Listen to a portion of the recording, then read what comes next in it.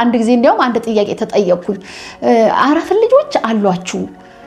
26 ዓመታችሁ ነው እንዴት በዛ ውስጥ ያለ ቻሌንጅ አልገጠማችሁም ቻሌንጅ በጣም ማአት ጊዜ ቻሌንጅ ገጥሞናል በጣም ብዙ ጊዜ እስከ ፍቼ የሚያደርስ ቻሌንጅ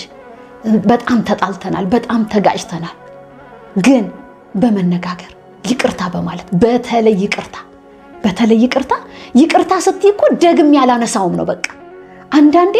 ይቅር ብያለሁ ግን አልተወው እንዲህ ብሎ ነገር የለም መተው ነው አትረሹም እኮ ካይምሮሽ አትፍቂው ግን ልክ ይቅርታ ካልሽ በኋላ ያን ነገር አለማንሳት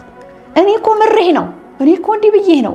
ይሄ በጣም በትዳር ላይ በጣም ቻሌንጅ ነው በጣም እኔ እኮ ለልጆች ብዬ ነው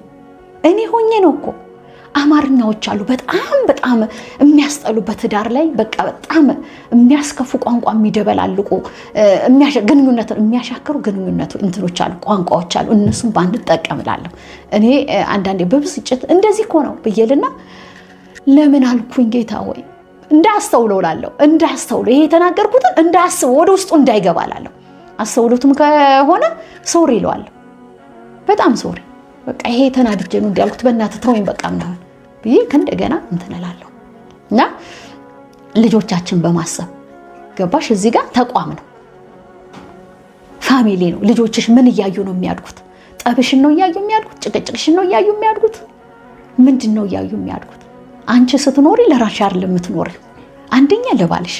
ታስፈልጊያለሽ ትኖሪያለሽ ለልጆችሽ ትኖሪያለሽ እንደገና የሚቀጥለው ጀነሬሽን ደግሞ ካንቺ የሚጠብቀው ነገር አለ